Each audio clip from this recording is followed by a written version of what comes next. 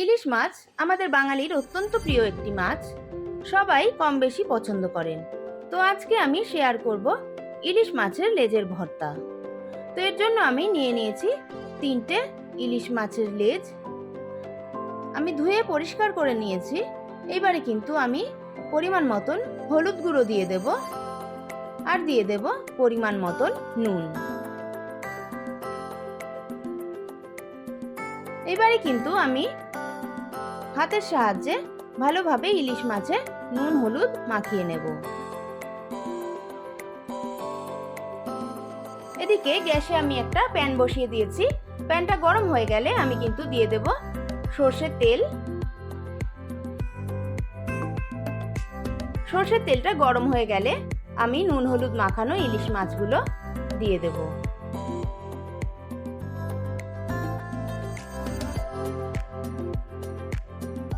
তো বন্ধুরা, আমার এপিঠটা ভাজা হয়ে গেছে, আমি কিন্তু ওপিঠটাও ভেজে নেব ভালো করে।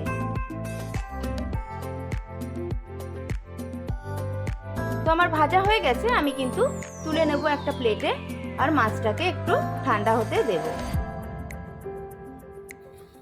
আর ওই ইলিশ মাছের তেলেই কিন্তু আমি দিয়ে দেব 3টে শুকনো লঙ্কা, আর ভালোভাবে আমি ভেজে নেব।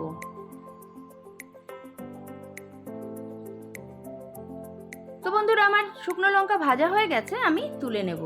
আর ওই তেলেই দিয়ে দেব একটা পেঁয়াজ কুচি। পেঁয়াজটাকে কিন্তু আমি ভেজে নেব, খুব বেশি ভাজবো না। তো আমার পেঁয়াজ ভাজা হয়ে গেছে, এবারে কিন্তু আমি পেঁয়াজগুলোকে তুলে নেব। এবারে কিন্তু আমি মাছটাকে ছাড়িয়ে নেব একটা চামচের সাহায্যে। তো বন্ধুরা, ইলিশ মাছের ভর্তার কিন্তু খুবই গুরুত্বপূর্ণ একটি কাজ এটি।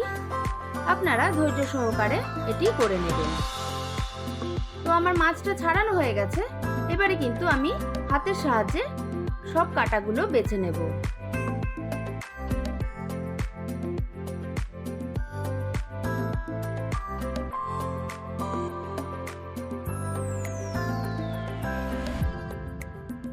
তো এখন আমি একটা প্লেটে একটু নুন নিয়ে নেব, আর যে শুকনো লঙ্কাটা ভেজে রেখেছিলাম সেটা কিন্তু এভাবে ভেঙে নেব।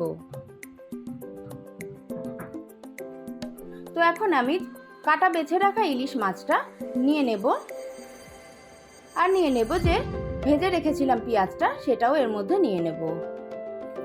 আর আমি কিছুটা ধনেপাতা কুচি করে রেখেছিলাম, সেটাও এর মধ্যে দিয়ে দেব।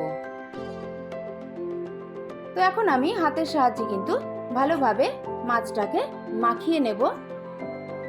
তো বন্ধুরা, একবার বাড়িতে রেসিপিটা বানানোর অনুরোধ রইল, খেতে কিন্তু দুর্দান্ত লাগে। আর এইরকম নিত্য নতুন রেসিপি পেতে কিন্তু অবশ্যই শর্মিলার রান্নাঘরকে সাবস্ক্রাইব করে দেবেন। তো আমার মাখা হয়ে গেছে। তো যে কোনো ভর্তাই কিন্তু সরষের তেল ছাড়া অসম্পূর্ণ, তাই আমি এখানে 1 চামচ সরষের তেল দিয়ে দিলাম। তো বন্ধুরা, কেমন লাগলো আমার ইলিশ মাছের ভর্তার রেসিপি? ভালো লাগলে কিন্তু অবশ্যই একটা লাইক কমেন্ট করে দেবেন।